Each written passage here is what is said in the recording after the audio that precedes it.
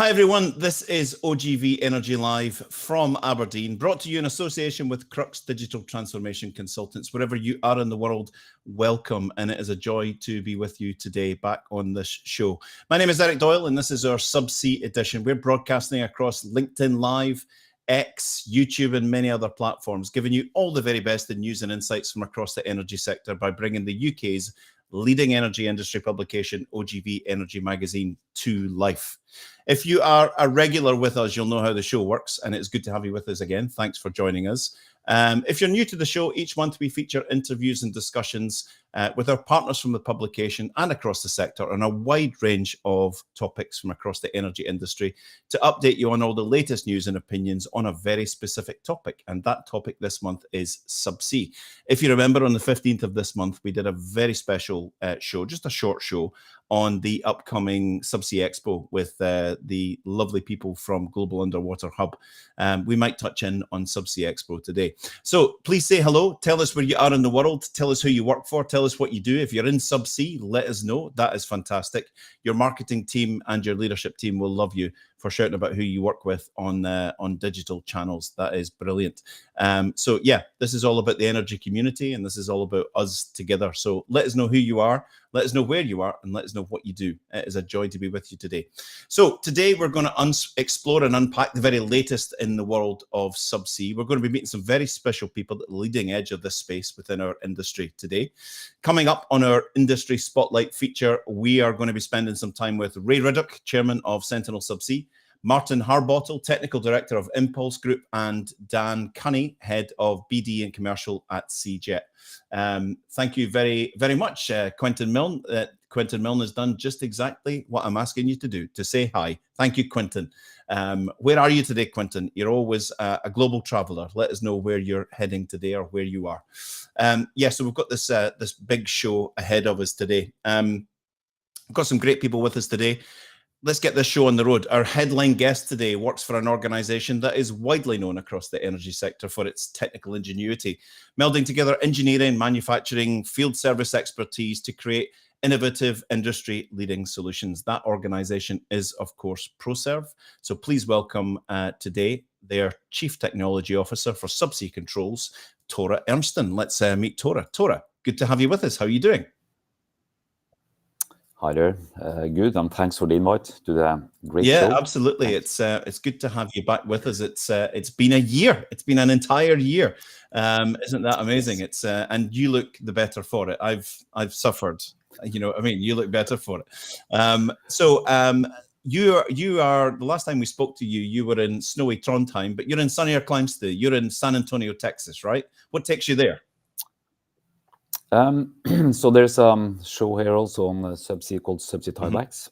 So that is this week. So that's the reason why I'm over here, though, to meet customers and partners. And to be fair, it's also quite a good show. A lot of presence and yeah, a little bit warmer as well than Trondheim these days. So no, it's a great show here as well. Fantastic, fantastic. So for our guests that are watching that have perhaps been asleep for the last 60 years and haven't noticed what's going on in the world, just a little reminder of Proserv's mission and your focus as a wide company, please. So Proserv, probably back from the early 70s though, it's a controls technology company working in the oil and gas sector for since early 70s, and working, I would say, with as you rightly say initially, is with innovative new solutions, try to kind of challenge the norm, think differently, being a small, I would say, competitor in this kind of in the subsea market though. And we also for sure know the transition with the energy as well into renewables, some of the new innovations on something we call the electro cable guard, on offshore wind. So there is a lot of other things also than that kind of transition. But the heritage is from Subsea Controls, and like you say, services and all of that around it. So it's been a year with all of that in mind. It's been a year since we last spoke together on this show. How would you summarize the tonality around that year? What have you seen? What trends have you seen, and what your experience from the last year? What we have seen over the last year is there is a lot of more So I mean, if you look at the overall energy demand for the next 5, 10, well, up to 15 years, we can see there is still a big demand on oil continuously, oil and gas. What we also see is that there's a lot of, so to actually get that kind of level of oil and gas, you need to continue, and the tail production is to extend life of existing fields, and also that was mentioned the last time. But we see a larger demand to keep systems running, to try to fix issues they have in fields. And I mean by the technology we have developed now over 10, 15 years, it's also to add new sensors, it's to do upgrades of existing SCMs, it's a little impact as possible. Okay. Also, we have seen a lot of more obsolescence issues. So obsolescence means that then it's hard to build new electronics, get boards or components and parts. It means that you then need to do an upgrade and do things in a different way though. And that's been one of our core focus areas for several years now, is to have a flexible solution that can adapt to different kind of requirements. And we see a lot of interest now, both from the smaller independents and also major operators. So especially the last 12, 18 months, there's been a big change. It has. Good. Thank you for that. Your headline in this month's magazine, OGV Energy magazine, the Subsea edition, has a kind of cryptic title, but it's interesting. It grabs the attention. It says, maximizing value, possibilities becoming realities. Now, it's your article. What did you mean by that? Tell us about possibilities becoming realities. So, yeah, as I touched on, is that there is a lot of ways to solve problems or challenges you have in field. What we have tried to do over the last year is to act smarter. We have a solution, a package called ACTO, Augmented Controls Technologies, is to, whenever a customer have an issue and want to do an update, upgrade, add more instrumentation, is that we see now that we have had the possibilities for quite some time based on what we have developed. But I think now it becomes more real, and we have done a lot of, I would say, successful installations and also a lot of partnerships that has made this possible over the last 12, 18 months. Has been even more progress on this. So I see there's a lot of ways to solve this, but also I think historically, what I mean also by possibilities is that from a legal perspective, there are contracts controlling this. We see now a more mature approach with our customers, how to treat these challenges to make it possible to do what they actually want to. So there is a lot of different parameters now adding up into that this is now a feasible option to move forward. So I see now all of this adding up based on the expertise we have, the experience, and also in the partnerships, it's opening up to something that's more real, though, to be fair. So that's maybe the high level pitch. Also, what I mean is based on taking the technology that we do have into other areas, like as I mentioned in the article, is HIPS controls as well, is to utilize the kind of framework that we have done in some areas into other applications. And we can also see successfully to transition technology and competence into new applications and frameworks in quite a short time frame. Both cost effective, also lead time, from a lead time perspective, is to move that forward in a good way. So I think that is probably to summarize that high level. Also, probably to add to it in the end, though, there's a lot of digital offerings also out in the market. So like kind of the buzzwords of machine learning and artificial intelligence, and there's a lot of, I would say, really strong frameworks, and that is also a lot of possibilities. However, to actually utilize that to the extent of giving the end customer or us as an industry the benefits is probably also getting this into actual realities. So what we have seen also over the last period of time is to use the kind of all the data. We have a lot of data in the oil and gas industry, to be fair, and we have collected data for 25 years.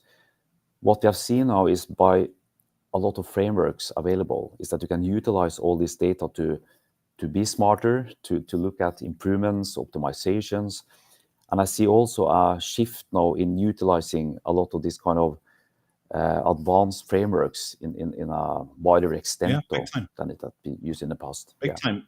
When we met a year ago, I asked you about your technology ethos, and your answer was quite interesting. I just want to see if that's played out over the year as you expected. Your response when I asked you about adopting a new technology ethos was, our plan A is always to see how we can utilize existing infrastructure, but we have to have the skill sets, and we have the skill sets for plan C, plan B, and plan C if replacement is only the solution, is the only solution. Has that played out over the year? Yes, and to your point is that when you talk about existing infrastructure, is that when you want to do an upgrade or add on more equipment, sensors, smart stuff on the subsea asset, is to try to, as I probably also said the last time, is you can coexist with existing equipment, you can add on some smart communication channels, you can extend with the smart software solutions even. And that should be by default the approach you take with minimum impact. That means that by adding small pieces of hardware and the sensors, you can get the most out of it. But also, if that will be a challenge sometimes, though, you will need to have a backup plan that also should be with as little impact as possible. But to then have all of those options in your kind of portfolio of solutions you can put in place, though. But you should always default by less impact and try to be smart. It's probably the answer to that. You touched on something very close to my heart, which is digital transformation, digital evolution of how we act as businesses and how we evaluate efficiencies and look to the future with digital. You spoke about machine learning and artificial intelligence. How deeply embedded are topics like machine learning and AI in the Proserv world?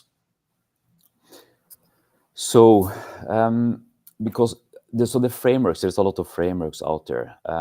So one in the industry that we're talking about is a lot of the data we are utilizing is now then kept secret with the operator, so they own the data. So what Proserv normally do, we provide the system to gather data and store data into a historian, so you have available data for that operator.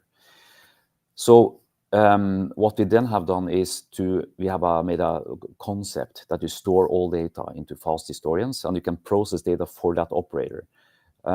What we have done with some partners and also with operators now is to start to analyze this data to be proactive. Right.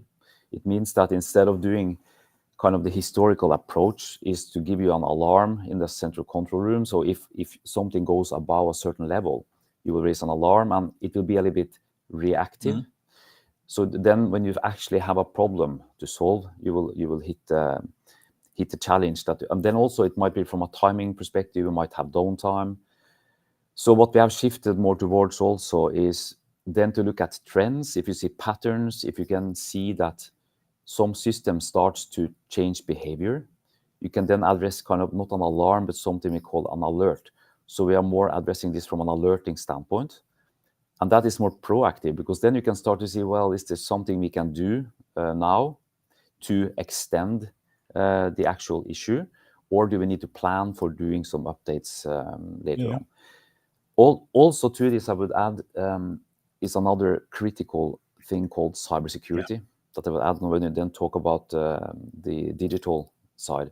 And over the last 24 months, well, probably 2 to 3 years, so we see a bigger risk from a cybersecurity side. So attacks and that you can actually cause issues, leakages, and so cyber attacks. This is now a big topic and will be that also on the path forward. And that also will remain to keep data secret and have kind of a barrier safety network to include this. That has also been, I think, a big focus area over the last 2 years with certification and those kind of frameworks to implement that as well. However, though, from a machine learning AI perspective, you can then run data at something we call edge computing. Is closer to the actual asset or at the asset instead of using cloud solutions. But it's to have that kind of mix though. But there is many, to your point, many strong frameworks you can do. But from my side, it's not about only the digital solution. It's about what problem do you want to solve. So the focus is combining subject matter experts that we have in Proserv, together with subject matter experts with the customer, to identify what problem do you actually want to solve. We need to. So that's the there core seems of it. to be, I'm sensing a massive shift towards people wanting to jump on using AI, but what problem do you want to solve? Do you really understand where your hot issues are that AI could help or machine learning could help with? Absolutely spot on. I noticed in the article something interesting, which was actually the terminology, and the authors of the report was new to me, hands up. But you recently went through an assessment phase with Kimberlite, and the Kimberlite report came out. So this is almost like the Michelin star reference book for the kind of world that you live in. And I think, I don't know if you expect, well, maybe you did because you know about your own business, but the results were quite incredible, right? Can you tell us a bit about the Kimberlite report and what this means for you? Yeah, and I think it's for us though to get feedback from customers and the industries is highly, highly important. Okay, so hundreds of operators interviewed and asked hundreds of questions about the kind of thing that you do, and loads of other people were in that mix too. It's quite interesting. So it's independent. It's an autonomous survey, anonymous survey, and the results are quite incredible. Yeah, and as you say, though, it's anonymous as well, and then you get the actual real feedback. And we have had that for a couple of times now. We have done this, and the feedback has been really, really good. One of the most critical parts of the subsea controls is kind of mean time between failures, reliability on the systems, but also down to service and how do we actually treat customers and all of this stuff. And to be honest, it's a really good feedback, which helps us. First of all, I think we're on a good path though. I as CTO can also claim that yes, we have the best products and all of that stuff. I can do that, and that's probably my job. However, to get this feedback from the market also clearly shows that we have a strong concept, and we are achieved as the right partner for many of our customers in this area. So. And also we see that feedback through discussions we have with customers, but to get this from Kimberlite, which is kind of an anonymous, one-to-one discussions, is really a good data point. Also, if you then would get something that we should improve on as well in this, it's important to take that into how to improve on the path forward, because you can never stand still. You always need to improve in any way and direction you want to go. So. But it's an important data point and some good feedback. I almost use an analogy that sometimes when I'm asked what industries really impress you, and this might not make sense to anyone, but it makes sense to me. Imagine being a Michelin star restaurant and a Michelin star chef. So essentially you buy in products, you create, or you buy in services, you buy in materials, and you create a product. You have to sell that product. Every quarter you have to change the complete fabric of your business because of seasons changing. You hire staff, you train them, and you have to market yourself and all of that. And every quarter, someone from an assessment agency comes in undercover and tests you and tests what you say. I sometimes wonder what the Michelin star equivalent would look like across other businesses. And if we were tested that much independently, what would the results be? I find the whole thing. But this is a great analogy. Someone independent coming in, assessing you and giving you a really good feedback. Do you know if the Kimberlite, I don't know the answer, is the Kimberlite report available for people? It is available, right? Yeah. Okay. So it can. I'll maybe try and find a link and post that there, because that would be a good one. I just wanted to take some time to say hi to some of our guests. We had Quentin.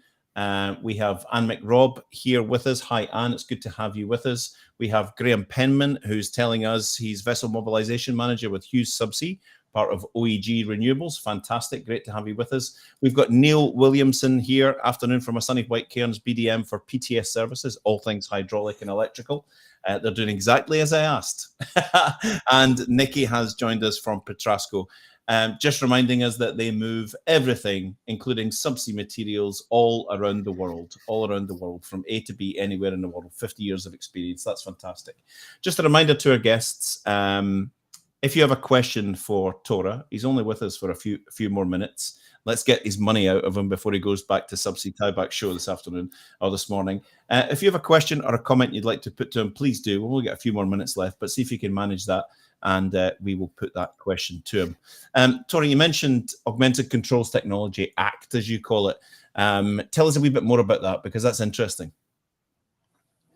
So the ACT, the Augmented Controls Technologies, is that we made a portfolio of products or services that you can actually adapt to a lot of different scenarios for the end customers. If there are a problem with an upgrade of equipment made from another OEM, though, so that might be one of the other OEMs, and they want to do a smart update of that module, maybe change out the electronics or add on some more kind of functionality.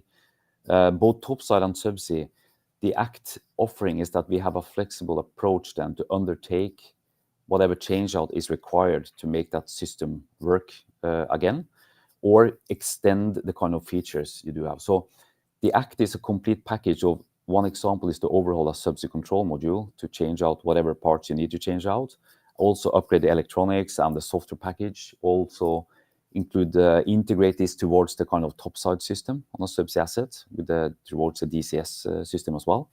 So we have a full offering to undertake that kind of overhaul or upgrade, improvement, whatever you need. That kind of framework is both mechanical, it's electronics, it's software, and it's the full, but also the people, at least, because every time you get in new equipment, it might be equipment, we don't necessarily get the documentation on that equipment. So we do an assessment. So we have a lot of people understanding really well the products from the other OEMs that we can undertake and act smart in this approach. Do you, being a Norwegian citizen, again off the top of my head, a Norwegian citizen, and living in Trondheim, working there, I guess we have different strategies and different plans and dynamics for each region that we work in. But do you see that as something that contributes specifically to Norway, or is there a different focus for what you're doing in Norway, or an exalted focus?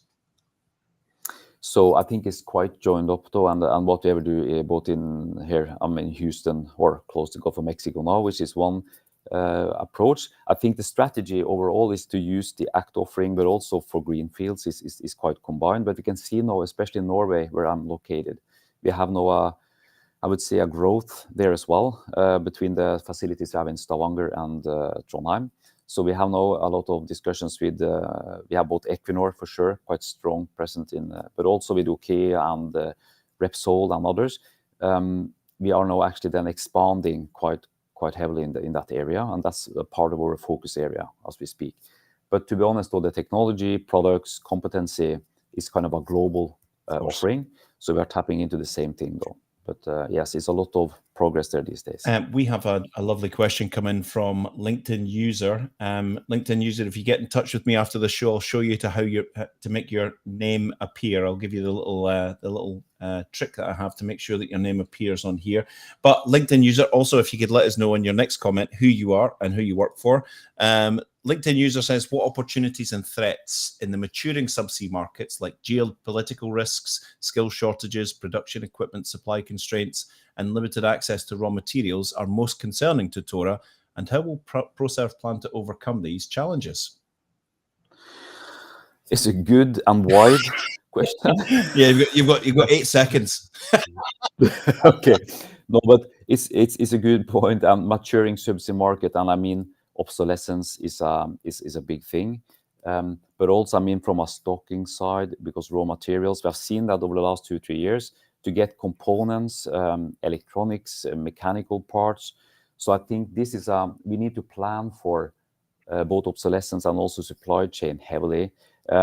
Also, when it comes down to the getting resources as well to keep people in the oil and gas industry, is to continue to make it as attractive and positive as possible.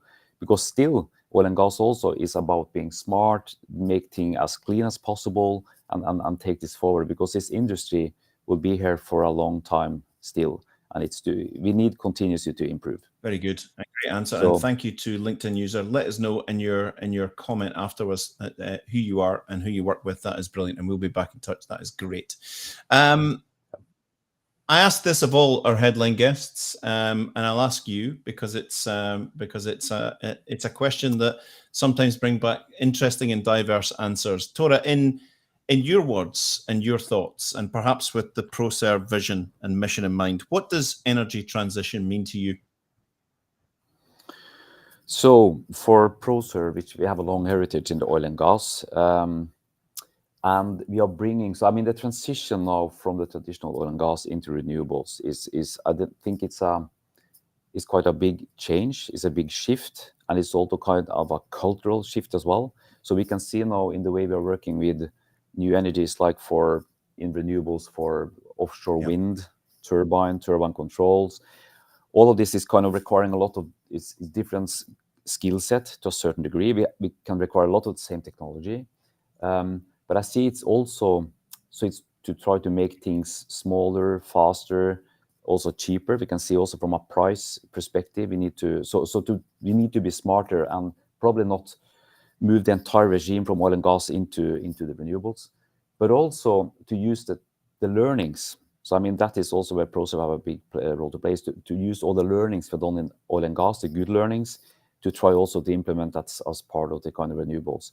We also see that as part of carbon capture and storage now, which is also another leg. It's not hydrocarbons and from a leakage standpoint, but still though, if you want to store carbon dioxide into a well or whatever, there's a lot of similarities.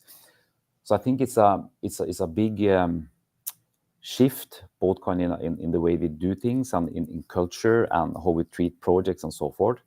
But also a lot of synergies. So I think we had started in quite a good way, but still a lot of work to do in this area though, and quite exciting, to be honest. Very much so. And you have an exciting couple of days ahead of you, and we're going to let you go and continue with that. Please keep your fingers crossed for me, because I'm across in Voss next week for a little bit of skiing. Please keep your fingers crossed for the snow. I'm lucky you, but also then don't break a leg and try to be safe, but enjoy. Exactly. It's a lovely area. Absolutely. Tora, thank you for sharing your insight with us. Enjoy the show, and all the best to what you and Proserv are doing. And hopefully it's not a year until we catch up with you next time. Thank you so much. Thank you for the opportunity. Thank you. Bye-bye. Thank you. Bye-bye. Wasn't that great? Lovely to hear from Tora. Just a check-in. Thank you, LinkedIn user, for your question. We love to get our guests talking. And hello to Jessica Ord. Hello from Archer Knight. We are market intelligence and consultancy based in Aberdeen, offering M&A support to oil field services companies. Great to have you with us, Jessica. Brilliant. Absolutely. We are moving on to the industry spotlight section of our show. A slightly shorter version of our show today. We will be back with a full show, but you got two this month, so it's kind of balances out.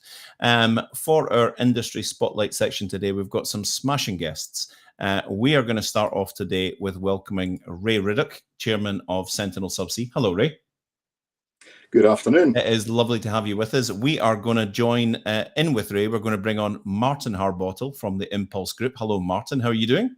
Hey, Rick. I'm good. Thank you. Brilliant. And we're going to bring on Dan Cunney, the head of BD and commercial from CJET. How are things today, Mr. Cunney? Hi, Eric. Yeah, really good. Good afternoon, everyone. Yeah, thank you so much. Any interest or oversight or insight from what we heard from Tora? Any agree, disagree, challenges, anything we heard? What do we think? Well, I'll go first on that one then. It's quite interesting, and he did touch upon this. We are in energy transition, there's no doubt about that. There is a recognition that oil and gas, hydrocarbon, plays a vital role in getting to that end goal of net zero. And it's how we get there in a manner that protects not only the people, but the environment as well. And I think Tora said words to the effect of, there's not one solution. And I would put that out there. It's a patchwork quilt of solutions to get us from today to 2030 to 2050. There is not one solution out there. And I think we've got to open our minds up and realize that there's a place for technology. But as IOGP mentioned in November 23, against a new EU regulation, not all of the technologies are in place yet to achieve net zero.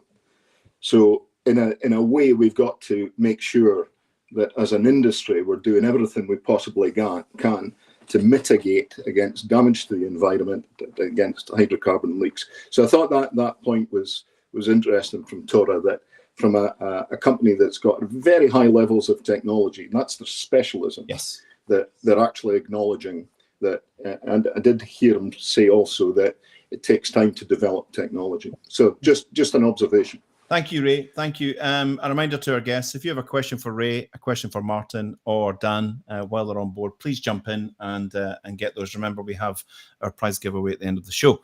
Ray, I'm going to stay with you if that's okay. We'll start with you. Yeah. You gave us an excellent start to the industry spotlight section. You're a well-known name, a well-kent face in the industry, as we would say. Oh, I don't know about that. For all the right reasons. And now we see you as chairman of Sentinel Subsea. Could you give our listeners a little reminder? We heard from Jim Gordon last year, but we might not have the same visitors. What's Sentinel all about? Why did you join in? And what's the mission? So let me start with why did I join? I was actually fortunate enough to visit the Sentinel facility, and I'd heard a little bit about it. But when I actually saw what the kit was, I loved the simplicity of it, and that's what really floated my boat. Right. I'm a pretty thick guy, so I like things to be simple. And Sentinel, company that design, manufacture, deploy, install a leak detection system over subsea wellheads. Now, as we stand just now, subsea wellheads do not necessarily be monitored on a high frequency basis. If they're lucky, it's once a year and it's a flyby in the UK North Sea. So Sentinel have developed this piece of kit, and if I can give you a brief description of it, this is my words. Jim Gordon probably wouldn't use them, but if you can imagine an umbrella, a fabricated steel umbrella that is deployed over a subsea wellhead and tethered down to the bed or the frame. And above that umbrella is a little linkage chain, and then we reach the point that I think is the intellectual part of it, the cleverness of it. There's a little fusible plug in there, and I'll come back to fusible plug. Above that, it's connected to an EPIRB, a radar beacon, and the beauty of this plug is it can detect gas or oil at very, very low levels of concentration, very, very low levels of concentration. It then melts, for want of a better term, and it releases the beacon. Beacon goes to the surface, goes off. It's monitored 24/7. Very quickly, you know that you've got a wellhead that's got gas coming out of it or oil coming out of it, and one would hope that there's a quick response to that information. We can pinpoint the wellhead, and then you hand it off to the well owner. And I think it's quite interesting. If I come back to a point that I was making at Expo last week, is that there is new EU methane regulations in place. They were in place at the end of 23. Right.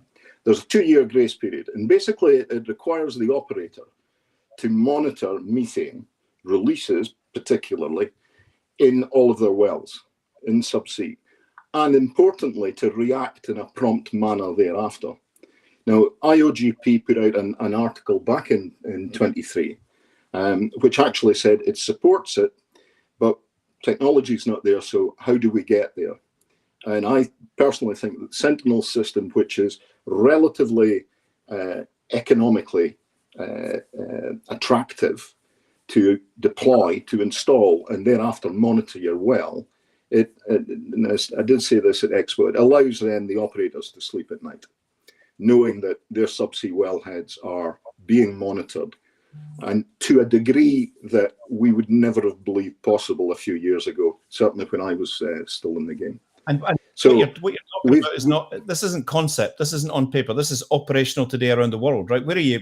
We have deployed it in probably all of the global regions that you would naturally associate with oil and gas production. So we're in the Bay of Mexico, monitoring.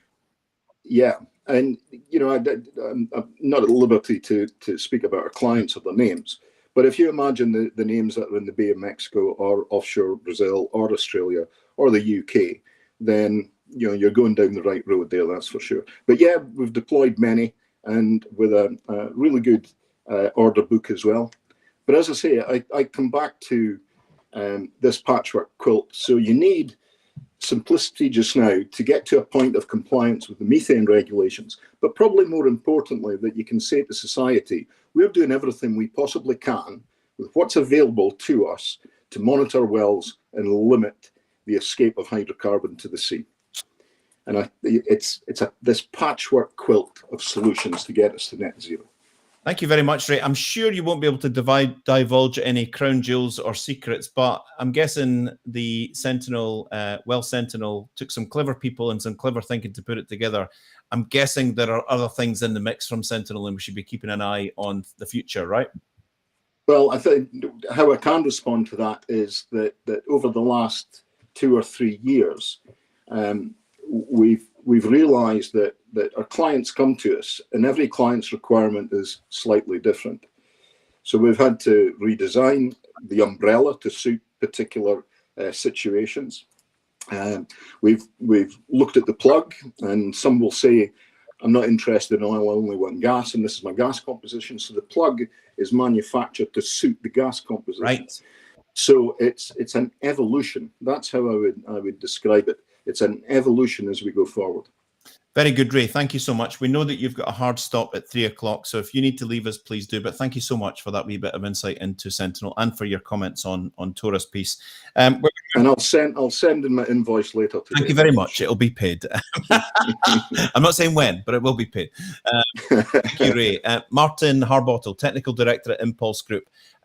Martin, for those, and I know that it was supposed to be Gilles, who I know quite well on the show, so he owes you a fortune for having you stand in. And if he's out in Africa at the moment, he's on a job, yeah. For those who don't know, can you give us a wee 30-second elevator pitch on what Impulse Group's focus is, and then we'll get into something I want to ask you about. Yeah, so Impulse Group, we are everything flexible pipe. So we are the flexible pipe experts. We've got people that have designed them for work with manufacturers, and now we're in integrity management. Interesting that this is the subsea edition of OGV, because actually everything we look after is subsea. So the access point that we have, actually model over here, is the vent ports, which are just above subsea. So that's what, if we can access those vent ports, we can maintain the integrity of everything that is below the surface. Well put. Your article in this month's issue of OGV Energy talks about somewhat of a breakthrough in riser integrity management, which is unlocking the potential to extend the life of subsea fields through riser annulus vent port cleaning. Can you tell us a wee bit more about that? Yeah, so again, as I said, our access point is the vent ports. I suppose the flexible assets, a lot of people buy them, deploy them, and just think they can be left for the full service life. But actually, they do need to be serviced. They do need to be checked. Vent ports get blocked. So we've got various tools at our disposal that we can go out and we've got visual camera systems. We've got positive pressure systems. We've got vacuum systems. If those vent ports are blocked, we cannot assess the integrity of them. So yes, we've developed a range of products to basically unblock the vent ports to allow access for that. So that's we launched. We were at Subsea Expo last week, where we launched a couple of those new products. Excellent. Yeah. So the reason why we do that, again, for the integrity management, but also it allows us access to make assessments. So, and as we're talking about energy transition there, we're not quite there with energy transition. So if we're going out to see some oil and gas assets that are maybe 15, 20 year old, we can make an assessment and we can say, okay, it's it's been in good condition for those 15 years. Can we extend that life for another 5-10 years?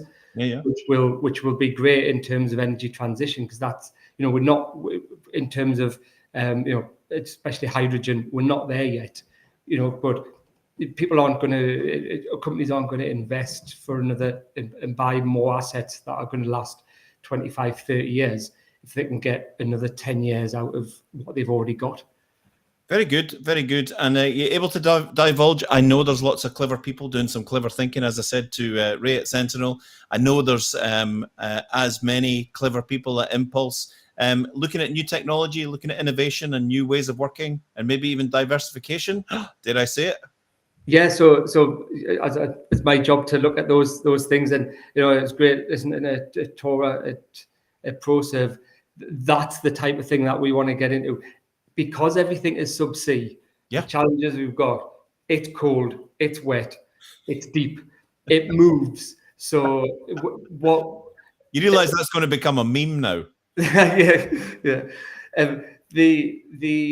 So with integrity management, we've always got to base the design on a snapshot in time. So usually that's hindcast data from waves, from current, or it's permeation levels of H2S. So, but it's always at a snapshot in time when we're doing that design. 25 years later, things could have changed. Yes, so of course. What Impulse are looking at is how do we get the big data? How do we start to rather than using year zero, how can we get some sensors in there and some communication in there that can see what that pipe's actually doing during its lifetime, so that again, if we've got predicted H2S levels for corrosion, if we've got predicted fatigue levels from the analysis, how do we verify those levels so that we can then look at the actual service life of these flexibles rather than just the predicted one? And again, we can maybe get 25, 30, 35 years out of these 20-year service life assets that we've got. Superb, Martin. Thank you very much. We're going to move on now to Dan Cunney, head of BD and commercial at CJet. Before we get to the product or the products, Dan, can you just tell us a little bit about how CJet came about, when it came about, and what is the overall mission? Yeah, so I think primarily working in the seabed cables and pipelines market, I think people know for a long period of time that there's been mass flow excavation and controlled flow excavation tools out there to work alongside the typical burial tools like plows, jet trenchers, cable burial tractors, where those tools maybe don't have very good workability or almost economics behind deploying them on really well optimized. The management team of CJet have been involved in that MFE, CFE world for over 25 years, and the founding directors and management team of CJet have been at the forefront of developing that legacy technology. I think the mission for the company, for CJet as a new entrant last year, is that we've essentially reflected on all of the challenges and all of the pains and maybe the marginal projects where those tools can be used, and then coupled that with technology investment, which happens to be an all-electric technology platform to overcome those challenges and to essentially bring a service to the subsea market that excels and over-delivers in terms of what these tools should do. Love it, love it, love it. Now, the question I've been dying to ask you, please tell us about Hydromole and how it came about. Yeah, so Hydromole is the first output of our roadmap for an ECFE technology platform. So we've worked with, over the last 12 to 18 months, we've worked with selected partners to develop an all-electric subsea trenching technology platform, essentially. All-electric technology brings all of the typical benefits that I guess we get with the energy transition and the trend in subsea in particular to convert a lot of instruments and equipment to all-electric. We've got increased access to performance, operational efficiency, including uptime, a lack of maintenance requirements, but also some real sort of added value advantages in terms of remote access, being able to keep people on shore, integrating novel technologies from other adjacent spaces in a plug-and-play fashion to add more value to the project and to the client. So we've done that very rapidly with chosen partners, including SMD in the northeast of England, who people know are a really good company with regards to quite dominant in the market in terms of ROV technology and trenching technology. And we've coupled that with our experience in terms of how to develop, the subsea tool and how it should do its cable and pipeline trenching. Hydromole is the first output of that. So Hydromole is the twin all-electric ECFE tool. It's the workhorse of the product range. It'll probably serve 90% of the market for us, and it's ready. It's out to go in the market in the next few months, and ready to go to work immediately. So it's quite exciting for us as a company because very exciting. Spent the first year developing technology, managing the supply chain, building the sort of brand and the investment.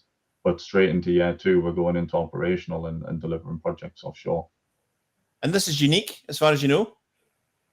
Yeah, in terms of a service delivery, in terms of having accessibility to a twin all-electric CFE tool, we are the only provider on the market to offer that.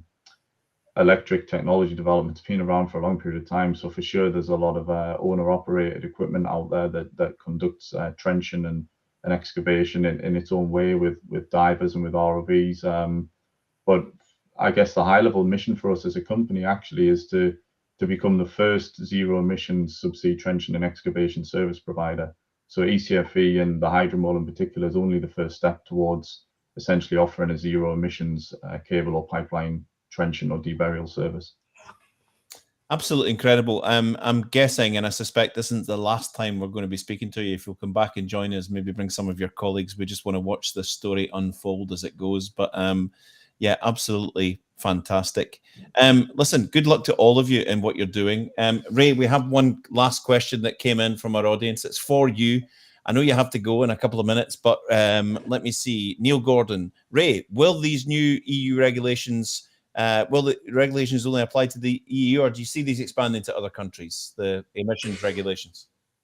So it's a good question, and I was challenged last week at the Expo about, what are we messing about with EU regulations for? Well, we are still in many areas still with the EU in terms of environmental regulations. So that would be my first comment. The second comment is that if the UK is to export hydrocarbon, or any other country export hydrocarbon into the EU, they have to be compliant. Yes. And already we are seeing other regions in the globe actually looking at these regulations and saying they're good. But if I go back to the IOGP's article, it is saying, and IOGP is global, it is saying these regulations are good. Will take a time to get there. You've got a 2-year window, but 2 years pass very quickly when you're trying to become compliant. Yeah. And it's, it passes in the blink of an eye. Also, and I think, if anybody's interested in it, go and Google it. Financial Times ran an article last year, again, round about the impact of the new methane regulations. And it's putting the monkey firmly on the back of the operators to do what needs to be done to satisfy societal's demand for you to be, how can I say, a responsible, environmentally responsible industry. So hopefully that answers Neil's question. Thank you very much, Neil, for the question, and to Ray for the response. So, ladies and gentlemen, watching our show today, and thank you to John Bloomfield saying we also work closely with SMD. Watch for next week for an announcement from Phil Motion. To our LinkedIn user that asked the brilliant question, I'm going to select you as our winner today. If you can let me know, drop me a message and let me know your name, because unfortunately I'm just seeing LinkedIn user there today. So the message is Ray Riddoch, Chairman, Sentinel Subsea. If you want to find out about that subsea wellhead monitoring and alerting system, get in touch with Ray, and he'll put you in touch with the right person. If you want to have a conversation about all things flexible, riser integrity, vent port cleaning, Martin Harbottle is your man. And if you want to find more about this hydromole, electric excavation technology, and what the future is for CJET, please get in touch with Dan Cunny. You can find all these people and get in touch with them. If you're struggling to do that, which I don't imagine you will, get in touch with me and I'll make the introduction for you. Gentlemen, we wish you all of the very best in what you're doing, and we will catch up with you later on. Thank you very much. Thanks, Eric. Thanks, guys. Everybody. Bye-bye. Cheers. We'll let those fine gentlemen go about their business today. Yeah, so we're going to go for this question here as our winner for the half-page article in a future edition of... If anybody can see their name, can you type it in for me? Because I can't see it. It says LinkedIn user, and that's all I'm getting. And I'd love to get in touch with them, and we'll get you a future edition into OGV Energy magazine. So we've reached the end of our show. It's a wee bit shorter than it normally is by about 20 minutes. We hope to get back onto normal transmission shortly. But thank you very much for joining us. Thanks for your contribution. It's always a pleasure to do this show. This has been our Subsea special of OGV Energy Live, bringing OGV Energy magazine alive. Thanks for being with us. Thanks for taking part. It's a joy to do this show, and we really appreciate you taking the time to be with us. Tune in about the same time next month when we'll be doing this show again to support OGV Energy's Asset Integrity magazine, which comes out tomorrow. All right. Thank you very much, and we will see you next month. Bye-bye.